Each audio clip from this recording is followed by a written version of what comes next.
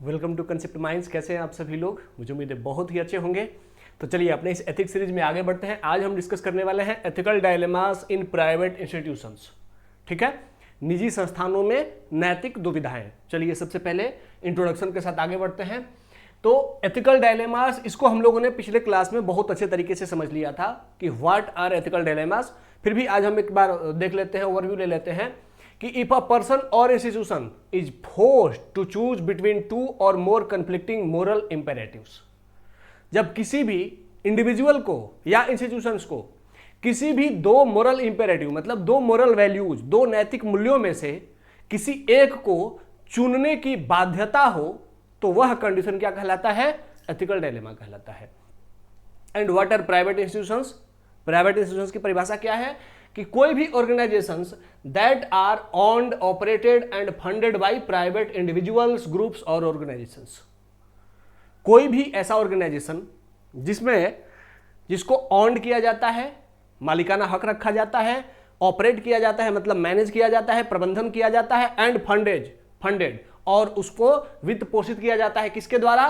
किसी भी private individual के द्वारा या प्राइवेट ग्रुप्स के द्वारा या प्राइवेट ऑर्गेनाइजेशन के द्वारा, तो उस कंपनी को या उस ऑर्गेनाइजेशन को क्या कहेंगे? प्राइवेट इंस्टीट्यूशंस कहेंगे। इसका आगे ये भी होता है कि मे ऑपरेटेड फॉर प्रॉफिट और नॉट फॉर प्रॉफिट। जो प्राइवेट इंस्टीट्यूशंस हैं वो प्रॉफिट के लिए मतलब लाभ के लिए भी काम कर सकते हैं और लाभ नहीं प्राप्त करने के लिए भी काम कर सकते हैं। जैसे बहुत सारे एनजीओ होते हैं, they are private institutions but they are not for profit, लेकिन वो लाभ के उद्देश्य से काम नहीं करते हैं। यहां यह भी ध्यान रखना है कि जो प्राइवेट इंस्टीट्यूशंस हैं they may still be regulated by public policies. वो owned, operated and funded by private individuals हो सकते हैं, लेकिन उन्हें सरकारी नीतियों के अकॉर्डिंग क्या किया जाता है? रेगुलेट किया जाता है, मैनेज किया जाता है। सरकारी नीतियां मानना उनके लिए भी कंपलसरी होता है। ठीक है, तो हमने ये जान लिया कि एथिकल डायलेमास क्या है एंड प्राइवेट इंस्टीट्यूशंस की परिभाषा जान ली। अब आते हैं कि एथिकल डायलेमास क्या क्या है। सबसे पहला एथिकल डायलेमा है conflict of interest. Conflict of interest मतलब हितों का टकराव, मतलब पर्सनल इंटरेस्ट और प्रोफेशनल इंटरेस्ट दोनों आपस में जब क्लैश करते हैं तो उसे हम कहते हैं कॉन्फ्लिक्ट ऑफ इंटरेस्ट। जैसे आईसीआईसी बैंक और वीडियोकॉन लोन केस हुआ था 2018 में। दरअसल आईसीआईसीआई बैंक की जो सीईओ थी चंदा कोचर, उन्होंने वीडियोकॉन ग्रुप को एक लोन ग्रांट किया था। वो लोन था 3250 करोड़ का। 3250 करोड़ रुपीस का ये लोन ग्रांट किया था उन्होंने वीडियोकॉन ग्रुप का। और जैसे ही लोन ग्रांट किया उसके कुछ ही दिनों बाद वीडियोकॉन ग्रुप ने इनके हस्बैंड की कंपनी के साथ एग्रीमेंट किया। तो यहां पर लोगों को समझ में आ गया कि ये जो वीडियोकॉन ग्रुप को इन्होंने लोन ग्रांट किया है उसमें इन्होंने कोई अपने पर्सनल इंटरेस्ट के लिए लोन ग्रांट किया है कि आपको मैं लोन दे रही हूं लेकिन आपको मेरे हस्बैंड की कंपनी के साथ बिजनेस करना होगा। ठीक है, तो ये क्या हुआ? Conflict of interest. मतलब कि उनको अपना पर्सनल इंटरेस्ट था कि मेरे हस्बैंड की कंपनी प्रमोट हो, आगे बढ़े, एंड प्रोफेशनल इंटरेस्ट कि भाई जो आईसीआईसीआई बैंक है वो बहुत अच्छा परफॉर्म करे। दोनों के बीच में कॉन्फ्लिक्ट था तो इन्होंने अपने पर्सनल इंटरेस्ट को प्रेफर किया और जो पब्लिक इंटरेस्ट था, जो बैंक का इंटरेस्ट था, उसको सेकेंडरी कर दिया। तो ऐसे ही जब कॉन्फ्लिक्ट ऑफ इंटरेस्ट आता है तब भी एथिकल डायलेमा उत्पन्न हो जाता है। अब इनके सामने एथिकल डायलेमा था कि अपने हस्बैंड को नाराज नहीं करना है और बैंक को भी नाराज नहीं करना है। दोनों में से इन्होंने हस्बैंड को ज्यादा प्रायोरिटी दे दी। सेकंड है data privacy versus business interest. यह एक ऐसा डायलेमा है जिसमें आज हम सभी जानते हैं कि आज जो ग्लोबल वर्ल्ड है उसमें डेटा ही फ्यूल है, डेटा ही सबसे इंपॉर्टेंट थिंग्स है। तो ऐसे में डेटा प्राइवेसी बहुत मतलब रखता है, बहुत मायने रखता है वर्सेस बिजनेस इंटरेस्ट। अब कभी कभी कंपनियों के सामने ऐसा कॉन्फ्लिक्ट ऑफ इंटरेस्ट आ जाता है, कभी कभी एथिकल डायलेमा आ जाता है कि भाई वो डेटा की प्राइवेसी को बचाएं कि अपने बिजनेस को प्रमोट करें। अब इसमें क्या हुआ था? एक केस हुआ था कैम्ब्रिज एनालिटिका स्कैंडल 2014 में। जब 2014 में इलेक्शन का दौर आ रहा था तो उसी समय कैम्ब्रिज एनालिटिका जो ग्रुप है उसने फेसबुक के इंडियन फेसबुक यूजर्स का डेटा लेकर के और एक इंडियन पॉलिटिकल पार्टी को बेच दिया था, सेल किया था, और बिना उन फेसबुक यूजर्स से अप्रूवल लिए। तो अब यहां पर कॉन्फ्लिक्ट ऑफ इंटरेस्ट कैसा आ रहा है कि डेटा प्राइवेसी, कैम्ब्रिज एनालिटिका क्या देख रही है कि भाई हमें बिजनेस इंटरेस्ट है, बिजनेस की डिमांड है, कोई हमारे से मांग रहा है डेटा तो मैं सेल कर रही हूं या सेल कर रहा हूं, लेकिन उन्होंने डेटा प्राइवेसी को इग्नोर किया। तो दोनों में से कॉन्फ्लिक्ट था कि डेटा प्राइवेसी को सेलेक्ट करना है कि बिजनेस इंटरेस्ट को। तो कैम्ब्रिज एनालिटिका ग्रुप ने किसको सेलेक्ट किया? बिजनेस इंटरेस्ट को। फिर बाद में ये स्कैंडल उजागर हो गया और फिर कैम्ब्रिज एनालिटिका की बहुत बड़ी भद्द पिट गई। ठीक है कि फेसबुक और ये कैम्ब्रिज एनालिटिका दोनों बदनाम हुए। तो यह भी ऐसी भी कंडीशंस कभी कभी आती हैं, ऐसा एथिकल डायलेमा आता है कंपनीज के सामने कि वो डेटा प्राइवेसी और बिजनेस इंटरेस्ट में से किसी एक को सेलेक्ट करें। ठीक है। Third one is discrimination in hiring and promotions. बहुत सारी कंपनीज के सामने ऐसा एथिकल डायलेमा आता है, जैसे एक केस हुआ था, age discrimination case in Urban Company 2021। Urban Company नाम की एक कंपनी है, यह कंपनी का नाम है अर्बन कंपनी।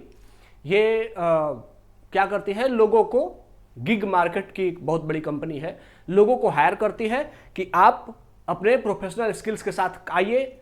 जैसे कोई शहर में किसी की भी घर में अगर कोई ज़रूरत हो गया, जैसे नाली टूटी हुई है, सीवर लाइन खराब है, आपका गैस का स्टोव खराब है, तो वो आप सीधे क्या करेंगे? अर्बन कंपनी को फ़ोन करेंगे। अर्बन कंपनी उस एरिया में जो भी ऐसा रजिस्टर्ड कोई एम्प्लॉय होगा उसको तुरंत कनेक्ट करेगी, बोलेगी कि जाओ वहाँ पर काम करो और इस तरीके से वहाँ काम करके और आप पैसा ले लो। तो ये देखा गया 2021 में कि जो अर्बन कंपनी है वो जो 40+ लोग उसके पास रजिस्टर्ड हैं उनको काम नहीं देती। तो अर्बन कंपनी का एल्गोरिदम ऐसे डिजाइन किया गया था कि जो कम एज वाले एम्प्लॉय थे उनको ज़्यादा काम मिलता था और जो ओल्ड एज एम्प्लॉय थे उनको कम काम मिलता था। तो ये क्या हुआ? एज डिस्क्रिमिनेशन हुआ। अब ये अर्बन कंपनी ऐसा क्यों कर रही थी?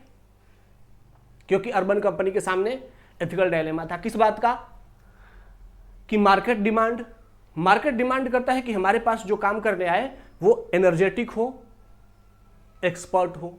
ओल्ड एज थोड़ा बूढ़ा होता है तो लोग उसको काम पे रखना पसंद नहीं करते हैं। तो मार्केट डिमांड ऐसा कहता है, जबकि एथिक्स क्या कहता है कि सबको इक्वल अपॉर्चुनिटी मिले। तो ऐसे में एथिक्स वर्सेस मार्केट डिमांड आ गया और वहां पर अर्बन कंपनी ने क्या सिलेक्ट किया? मार्केट डिमांड को सिलेक्ट किया। ठीक है। उसी तरीके का सेम केस हुआ था विप्रो कंपनी में। 2010 में एक केस हुआ था कि इन्होंने gender discrimination in tech hiring. Wipro company के बारे में यह देखा गया कि जब ये अपने एम्प्लॉय को हायर कर रहे थे तो ये मैक्सिमम मेल को हायर कर रहे थे, फीमेल्स को कम हायर कर रहे थे। साथ ही जो ऑलरेडी हायर्ड थी उनके लिए अपॉर्चुनिटी भी बहुत कम था, उनको प्रमोशन नहीं हो रहा था। तो इनका जो जेंडर वाइसनेस था वह टेक हायरिंग में दिखा। अब इसके पीछे विप्रो का क्या लॉजिक है भाई? विप्रो ने ऐसा क्यों किया? तो देखा जा रहा था कि जो आईटी इंडस्ट्री है उसमें वर्कलोड बहुत ज़्यादा होता है, 24/7 टाइप का काम होता है ये। तो वहाँ पर जो फीमेल्स होती हैं उनको एक सर्टेन टाइम के बाद घर जाना होता है। भाई हम रात को, शाम को इतने बजे के बाद मुझे घर जाना है। साथ ही उनके साथ प्रेगनेंसी लीव होती है, उनके साथ पीरियड लीव होता है। तो इन सब चीज़ों से बचने के लिए कि भाई मेरे एम्प्लॉय को बहुत सारा छुट्टी देना पड़ेगा, इससे बचने के लिए कंपनी ने क्या किया? फीमेल्स को हायर ही कम करना शुरू कर दिया। तो ये एथिकल डायलेमा उत्पन्न हो गया, डायलेमा आ गया। लेकिन उस एथिकल डायलेमा में विप्रो ने क्या सेलेक्ट किया? Personal profit. उसी तरीके से अगला है pressure to cut corners. Pressure to cut corners का मतलब होता है कि वैसे खर्च जो कंपनी के लिए डायरेक्ट बेनिफिशियल नहीं है, वैसे खर्च को कट करो, कम करो, ताकि कंपनी का प्रॉफिट बढ़ सके। जैसे क्वालिटी एंड सेफ्टी नॉर्म्स। अब जैसे एक घर में सेफ्टी नॉर्म्स कहता है कि इस घर में 4 लोग बैठ करके काम करने चाहिए, कंपनी ने क्या किया? 8 लोगों को बैठा दिया। क्योंकि उसे लगता है कि 4 बैठे या 8 बैठे, 8 बैठेंगे ज़्यादा काम होगा और 8 भी बैठेंगे तो कोई इसमें कुछ बिल्डिंग कोलैप्स नहीं हो रहा है। लेकिन जो सेफ्टी नॉर्म्स है वो क्या कहता है कि यहां पर 4 ही लोग बैठने चाहिए। तो कंपनियां क्या करती हैं कि जो कॉर्नर्स है, जो एक्स्ट्रा खर्च है, जैसे क्वालिटी कंप्रोमाइज कर लेती हैं कि क्वालिटी बहुत अच्छा कंपनी का ब्रांड बन गया, उसके बाद कंपनी ने क्या किया, अब क्वालिटी तो मार्केट में ब्रांड के साथ जुड़ गई है, अब क्वालिटी कंप्रोमाइज कर लिया ताकि पैसा बच जाए और मार्केट में अपना प्रोडक्ट सेल करने लगी, लो क्वालिटी सेल। ठीक है, इसका एक फेमस केस हुआ था Ranbaxy laboratory drug quality case scandal 2008 से 13 में। एक्चुअली जो इंडिया की ड्रग मैन्युफैक्चरिंग कंपनी है रैनबैक्सी, बहुत फेमस कंपनी है। इन्होंने क्या किया कि यूएसए के मार्केट में वहां की रेगुलेटरिंग एजेंसीज से बचने के लिए, क्योंकि वो जल्दी परमिशन नहीं देते, बहुत सारा जांच करते हैं, इन्होंने क्या किया कि वहां जो लेबोरेटरी में टेस्टिंग हो रही थी वहां पर फ्रॉड किया। जो टेस्टिंग एजेंट्स थे, जो टेस्टिंग करने वाले लोग थे, उनको मैनिपुलेट किया, उनको पैसे वैसे दिए और अपना जो मेडिसिन है उसको अप्रूव्ड करवा दिया। और इस तरीके से जो सब स्टैंडर्ड ड्रग है, लो क्वालिटी ड्रग्स है, उनको स्टैंडर्ड क्वालिटी का ड्रग बता करके और अमेरिका और यूरोप के मार्केट में सेल करना शुरू किया।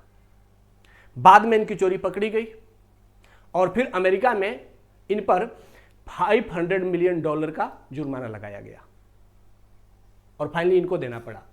तो ऐसा क्यों किया भाई? तो इन पर दबाव है किस बात का?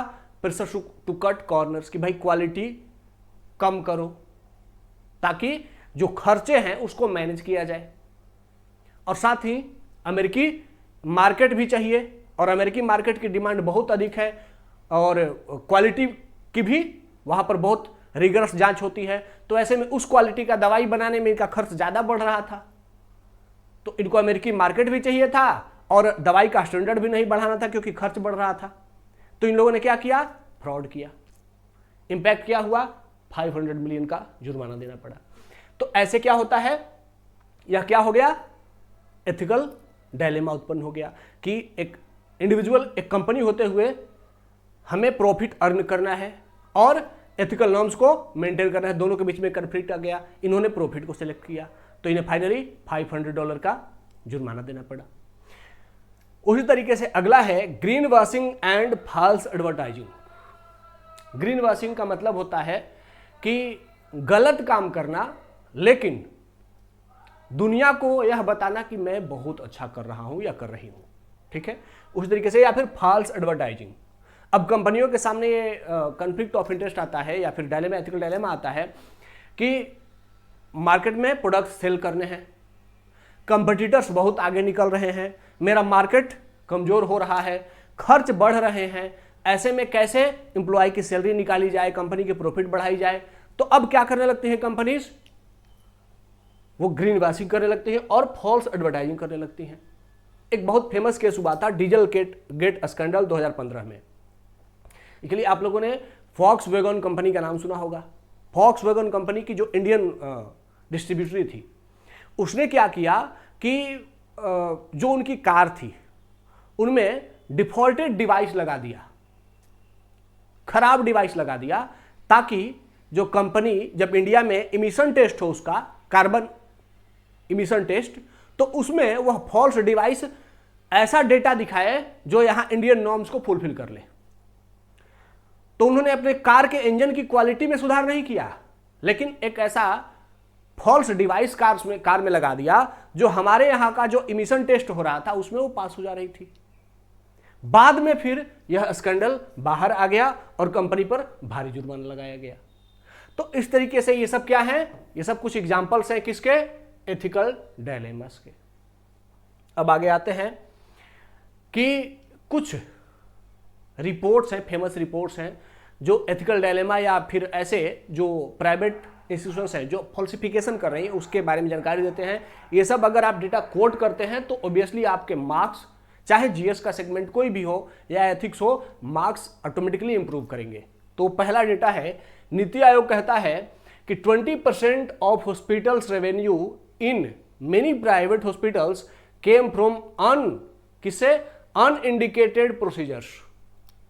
मतलब प्राइवेट इंस्टीट्यूशंस जो है, प्राइवेट हॉस्पिटल्स हैं, उनका 20% इनकम, बस 20% आय कहां से आ रहा है? अनइंडिकेटेड प्रोसीजर, मतलब प्रोसीजर लिखा नहीं गया है कि यह होना चाहिए, और वो भी प्रोसीजर करके और पेशेंट से पैसा वसूल कर रहे हैं। तो यह दिखाता है कि प्राइवेट हॉस्पिटल्स क्या कर रहे हैं? They are looting with false report, false work, गलत काम करके वो और पेशेंट को लूट रहे हैं। ये नीति आयोग का डेटा कहता है। ठीक है। WHO का डेटा कहता है कि over medicalization in private hospitals specially in India और डेवलपिंग कंट्रीज। जो डेवलपिंग कंट्रीज हैं वहां पर जो प्राइवेट हॉस्पिटल्स हैं वो क्या कर रहे हैं? ओवर मेडिकलाइजेशन कर रहे हैं। मरीज को बीमारी है छोटी सी सर्दी बुखार, और उसको हैवी बहुत बड़ी बीमारी बता करके और उसका खूब इलाज कर रहे हैं और खूब पैसा लूट रहे हैं। तो ओवर मेडिकलाइजेशन हो गया है इंडिया एंड जो डेवलपिंग कंट्रीज है वहां पर। ये WHO का डेटा है। ठीक है। अगला डेटा है 2023 का UGC का, यूनिवर्सिटी ग्रांट कमीशन का। वो कहता है कि over 2000 complaints for non transparent admission process with UGC इन 2000। मतलब सिर्फ एक साल में UGC के पास 2000 से अधिक ऐसे कंप्लेंट आए कि जो प्राइवेट स्कूल्स हैं वो एडमिशन ले रहे हैं, लेकिन वो एडमिशन प्रोसेस क्या है? फेयर नहीं है, ट्रांसपेरेंट नहीं है। वो किसका एडमिशन कर रहे हैं, कैसे कर रहे हैं, कोई नहीं पता। आपको पता है कि जो बड़े बड़े प्राइवेट कॉलेज स्कूल्स होते हैं वो क्या करते हैं? वो फीस इतना हैवी रखते हैं, 5 लाख, 10 लाख, 20 लाख ऐसे फीस रखते हैं, और डायरेक्ट नहीं। ऑफिशियल फी कितना है? 2000, 3000, लेकिन इनडायरेक्ट उनका फीस इतना होता है, और जो इंडिविजुअल उतना फीस देगा सिर्फ उसी के बच्चे का एडमिशन होता है। तो ऐसे में UGC के पास 2000 से अधिक कंप्लेंट्स आई, सिर्फ एक साल का डेटा है। तो हमारे यहां कैसे प्राइवेट स्कूल्स लोगों को लूट रहे हैं, and there is no ethics in their work, जबकि वो कहते हैं कि हम शिक्षा के मंदिर हैं, और वही सबसे बड़े चोर हो रहे हैं। Okay, next one is CIS India report. ये 2022 का CIS इंडिया रिपोर्ट है। ये क्या कहता है कि 89% of popular Indian apps collected data beyond their needs. कि 89% जो इंडियन एप्लीकेशंस हैं जो आप गूगल स्टोर से, प्ले स्टोर से डाउनलोड करते हो और यूज करते हो, वो आपसे अपनी जरूरत से ज्यादा डेटा लेते हैं, ताकि वो ज्यादा से ज्यादा डेटा इकट्ठा कर सके और उसको सेल कर सके। उनको जरूरत नहीं है, लेकिन फिर भी वो आपसे बहुत सारा इंफॉर्मेशन मांगते हैं। Name, date of birth, gender, बहुत सारा इंफॉर्मेशन मांगते हैं। किस लिए? ताकि वो उसको सेल कर सके। और ये कितने परसेंट है? 89%, मतलब अराउंड 90%, मतलब लगभग टोटल जितने इंडियन एप्लीकेशंस हैं, मैक्सिमम इंडियन एप्लीकेशंस क्या कर रहे हैं? आपसे मैक्सिमम डेटा, उनकी जरूरत से ज्यादा डेटा है आपसे ले रहे हैं। ये CIS इंडिया का रिपोर्ट है 2022 का। उस तरीके से सॉरी, एक टीम लीज स्टडी 2021 का है। ये क्या कहता है कि 42% women in private forms lacked proper grievance redressal mechanism. Sorry, जो प्राइवेट कंपनीज हैं वहां काम करने वाली 42% वीमेन, उनको उनके साथ अगर कोई गलत व्यवहार हुआ या उनके साथ कोई गलत आचरण हुआ, उनके साथ कुछ भी डिस्क्रिमिनेशन हुआ, तो वो शिकायत करने अगर जा रही हैं तो शिकायत सुनी नहीं जा रही है। 42% of women are not finding grievance redressal mechanism. उनको शिकायत निवारण तंत्र काम ही नहीं कर रहा है, उनकी मदद ही नहीं कर रहा है। तो सोचिए 42% वीमेन जो कि प्राइवेट सेक्टर में काम कर रही हैं, उनके साथ कुछ गलत हो रहा है, लेकिन उनकी शिकायत तक नहीं सुनी जा रही है। और ये कौन रिपोर्ट कह रहा है? टीम लीज स्टडी 2021 का डेटा है ये। उसी तरीके से ग्रीन पीस इंडिया रिपोर्ट 2023 है, 2023 का। ये क्या कहता है कि over 60% of private manufacturing units were non compliant with basic pollution norms. कि भारत में जो प्राइवेट कंपनीज काम कर रही हैं उसमें से 60% से प्लस जो प्राइवेट मैन्युफैक्चरिंग यूनिट्स हैं वो जो पॉल्यूशन नॉर्म्स है उनको फॉलो नहीं कर रही हैं। मतलब कि वो ओवर पॉल्यूशन कर रही हैं, पॉल्यूशन को ज्यादा उत्सर्जित कर रही हैं। तो ये सब डेटा क्या दिखाता है कि प्राइवेट इंस्टीट्यूशंस में क्या है, एथिकल कंसर्न्स है, एथिकल डायलेमा है, और स्पेशली करके इंडिया में यहां पर प्राइवेट इंस्टीट्यूशंस एथिक्स को साइडलाइन करके और सिर्फ प्रॉफिट के लिए काम कर रही हैं। यह हमारे लिए चुनौती है। अब चुनौती है तो फिर आगे देखते हैं कि भाई सॉल्यूशंस भी होगा। सबसे पहला सॉल्यूशन क्या है, strong internal ethics policy. Companies को क्या करना पड़ेगा, अपने एथिक्स पॉलिसी को स्ट्रॉन्ग करना पड़ेगा। जैसे टाटा ग्रुप का क्या है, TCOC, ठीक है, टाटा कोड ऑफ कंडक्ट। ये रेगुलर अपडेट होता है सिंस 1998, हर साल इसको अपडेट किया जाता है। टाटा ग्रुप का जो कोड ऑफ कंडक्ट है कि एक एम्प्लॉय को कैसे अपना आचरण रखना है, काम करते समय उनका आचरण कैसा होना चाहिए, उनको क्या क्या करना चाहिए, क्या क्या नहीं करना चाहिए, एम्प्लॉय दूसरे एम्प्लॉय के साथ कैसे बात करना चाहिए, अगर कोई प्रॉब्लम हो गई तो आप कैसे अपने प्रॉब्लम का सलूशन ढूंढेंगे, अगर आपके साथ कोई गलत होता है तो आपके लिए रेड्रेसल मैकेनिज्म कैसा है, शिकायत निवारण प्रणाली कैसी है, वो सारी चीजें हर साल टाटा ग्रुप अपडेट करवाता है 1998 से। तो ये क्या दिखाता है कि स्ट्रॉन्ग इंटरनल एथिक्स पॉलिसी क्या करती है, कंपनी को एथिकल बना देती है। इसीलिए जब भी हर साल जब एथिकल सर्वे आता है, most ethical companies of the world, तो उसमें टाटा ग्रुप अक्सर टॉप में रहता है।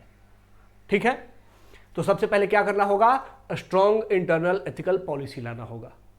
Second one is whistle blower protection. यह बहुत बड़ा की फैक्टर है। अगर कंपनीज को एथिक्स और एथिकल डायलेमा से बाहर आना है तो उन्हें अपने यहां विसिल ब्लोअर को प्रोटेक्ट करना होगा। मतलब कंपनी में अगर कुछ गलत हो रहा है तो जो कंपनी का ईमानदार कर्मचारी है वह अगर उस गलती को लोगों के सामने ला रहा है तो उसकी सेफ्टी एंड सिक्योरिटी सुनिश्चित करनी होगी। ठीक है, but not only safety and security but very strong with compensation also. क्योंकि अगर वो कंपनी का कर्मचारी कंपनी के अगेंस्ट बोलेगा क्योंकि कंपनी में गलत काम हो रही है, तो हो सकता है बाद में उसको टॉर्चर किया जाए और उसको कंपनी से निकाल दिया जाए, तो उसका जॉब लॉस हो सकता है। तो अगर जॉब लॉस हो रहा है तो ऐसे में वह हो सकता है कि चुप रह जाए, क्योंकि उसे लगेगा कि मेरा जॉब चला जाएगा, फिर मेरी फैमिली है, घर में जो लोग हैं उनका खर्चा कैसे चलेगा, मैं जॉबलेस हो जाऊंगा। तो ऐसे में क्या होना चाहिए, जो विसिल ब्लोअर प्रोटेक्शन का जो प्रोविजन है उसमें यह भी ऐड होना चाहिए कि अगर कोई कर्मचारी विसिल ब्लोइंग करता है और उसके साथ डिस्क्रिमिनेशन होता है तो गवर्नमेंट और प्राइवेट इंस्टीट्यूशन उसको क्या करेंगे, कंपनसेट करेंगे। मतलब उसकी फाइनेंशियल प्रॉब्लम्स का भी सॉल्यूशन देंगे। जब उसके साथ कंपनसेशन ऐड हो जाएगा कि भाई मेरी नौकरी पे कोई खतरा नहीं है, या अगर नौकरी छीनी भी जाती है तो भी मुझे पैसा मिल जाएगा, मुझे नई नौकरी उसी के जैसी मिल जाएगी, तो वह ईमानदारी से क्या करेगा, कंपनी में होने वाले भ्रष्टाचार पर बोल पाएगा। ठीक है, तो this is the second and very most important thing to do. Third one is transparent CSR practices. जब हम लोगों ने 2013 में कंपनी एक्ट इंट्रोड्यूस किया, न्यू कंपनी एक्ट इंट्रोड्यूस किया, तो उसमें एक प्रोविजन लाया गया कॉर्पोरेट सोशल रिस्पॉन्सिबिलिटीज, और उसमें यह कहा गया कि जो भी प्राइवेट इंस्टीट्यूशंस हैं जो अर्निंग कर रही हैं उसका 2% ओनली उनको कॉर्पोरेट सोशल रिस्पॉन्सिबिलिटी में खर्च करना पड़ेगा। मतलब सोसाइटी के वेलफेयर के लिए खर्च करना पड़ेगा। टोटल प्रॉफिट का सिर्फ 2%। ठीक है, अब ये 2% खर्च करने में कंपनीज क्या करती हैं, फ्रॉड करती हैं।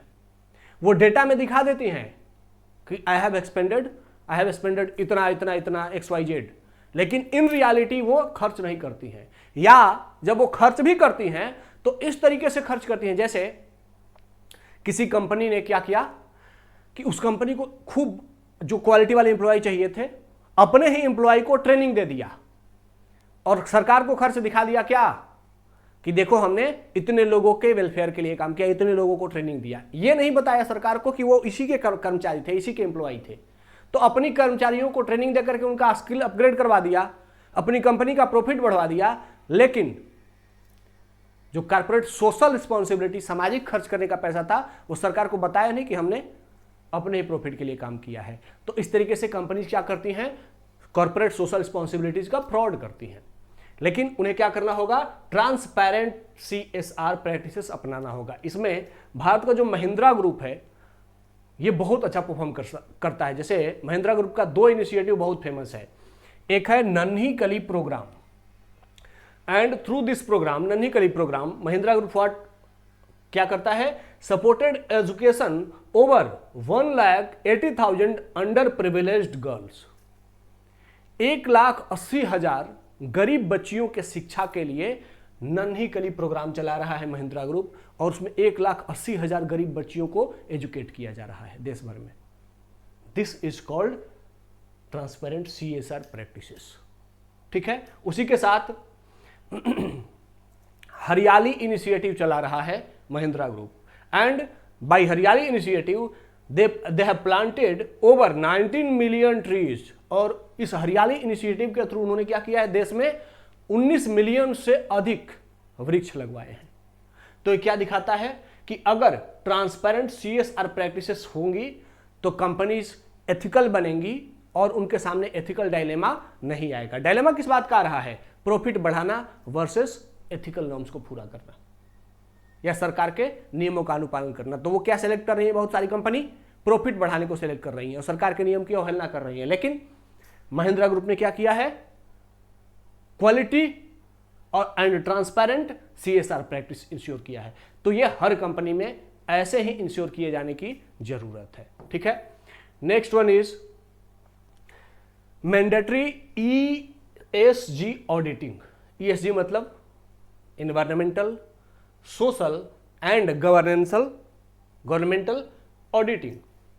कोई भी कंपनी जो काम कर रही है उसका इन्वायरमेंट पर क्या इंपैक्ट हो रहा है, हर साल उसकी ऑडिटिंग होनी चाहिए। उसी तरीके से सोशल ऑडिटिंग मतलब वो कंपनी कुछ भी काम कर रही है तो उसके कर्मचारी और जिसको वो प्रोडक्ट बेच रही है वो लोग भी कंपनी के बारे में अपनी राय दें कि कंपनी कैसा काम कर रही है, जो हमें प्रोडक्ट बेच रही है वो प्रोडक्ट की क्वालिटी कैसी है।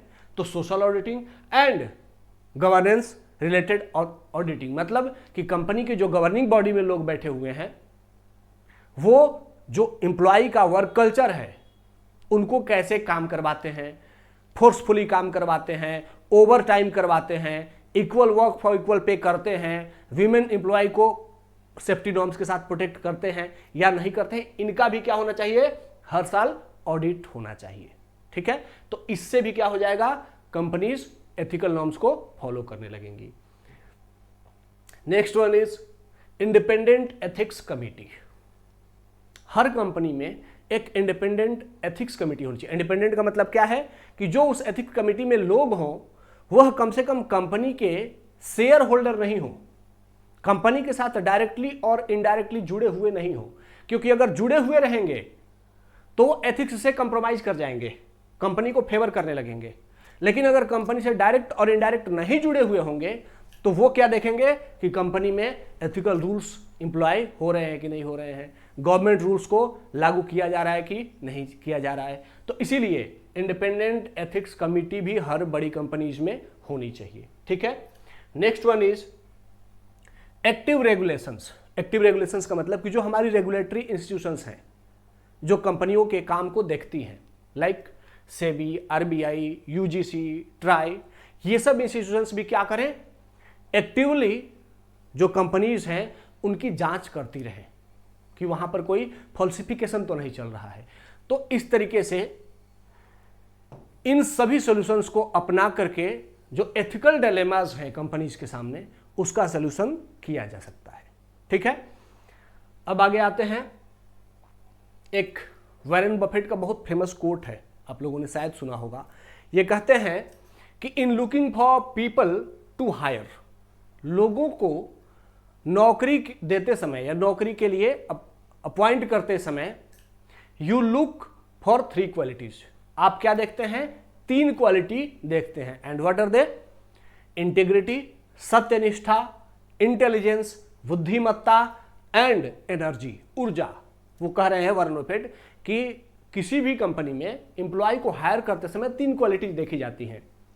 उसमें क्या है? उसमें इंटीग्रिटी है, सत्यनिष्ठा है, मतलब वह इथिकल है, नैतिक है। सेकंड वन इज उसमें इंटेलिजेंसिया है, उसमें बुद्धिमत्ता है, बुद्धि है।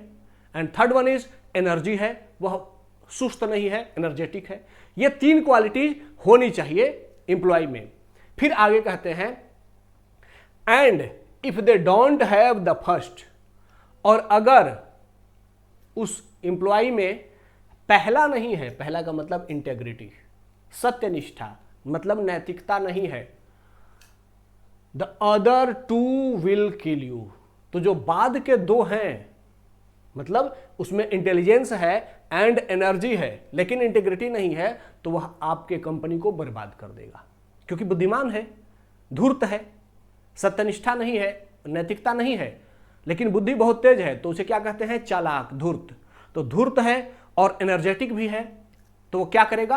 आपकी कंपनी को बर्बाद कर देगा। इसीलिए कहते हैं कि सबसे ज्यादा इंपॉर्टेंट क्या है? इंटेग्रिटी, सत्यनिष्ठा, नैतिकता होनी चाहिए। और नैतिक एम्प्लॉय होगा तो कंपनी नैतिक बनेगी। ठीक है, तो वारेन बफेट का ये फेमस स्टेटमेंट आप लोग यूज कर सकते हैं कहीं भी। गांधी जी भी इसी से जुड़ा हुआ एक स्टेटमेंट यूज करते हैं कि there is enough on this earth for everyone's need, इस पृथ्वी पर सभी की आवश्यकताओं के लिए पर्याप्त है, but not for anyone's grid, लेकिन किसी एक के भी लालच को पूरा करने के लिए पर्याप्त नहीं है, क्योंकि लालच किसी एक भी इंसान की कभी खत्म ही नहीं हो सकती है, लेकिन जरूरत हर इंसान की पूरी कर सकती है यह पृथ्वी। इसीलिए गांधी जी क्या कहते हैं कि डोंट बी ग्रीडी, लालची मत बनो, अपनी जरूरत का ध्यान रखो, अपनी लालच का नहीं। तो इन सब को आप कोट कर सकते हैं, चाहे वो प्राइवेट इंस्टीट्यूशंस में एथिकल डायलेमा हो, गवर्नमेंट इंस्टीट्यूशंस में एथिकल डायलेमा हो, एथिक्स से कोई भी सेगमेंट हो या ऐसे राइटिंग हो, वहां पे आप लोग कोट कर सकते हैं। ठीक है, और एक और बात कि इस सीरीज में इतना तो मैंने भी आप लोगों को एहसास करा दिया है कि अगर आप लोग मेरे साथ लगातार कंटिन्यू हैं तो एथिक्स के लिए आप मास्टर हो चुके हैं। एथिक्स के किसी भी डायमेंशंस को जो भी एग्जाम में क्वेश्चन पूछे जाएंगे, चाहे वो यूपीएससी हो या स्टेट पीसीएस हो, उसमें आप परफेक्ट करने वाले हैं। तो आप लोग भी क्या करिए कि थोड़ी रिस्पॉन्सिबिलिटी निभाते हुए इस चैनल को सब्सक्राइब कर लीजिए और दोस्तों के साथ शेयर भी कर दीजिए। साथ ही अगर आप लोगों को पीपीटी चाहिए तो डिस्क्रिप्शन में एक टेलीग्राम ग्रुप का, एक टेलीग्राम चैनल का लिंक होगा, उस चैनल को ज्वाइन कर लीजिएगा, वहाँ पे आप लोगों को पीपीटी मिल जाएगा। ठीक है, तो चलिए आज के सेशन को यहाँ पे एंड करते हैं, मिलते हैं नेक्स्ट सेशन में, तब तक के लिए धन्यवाद, जय हिंद।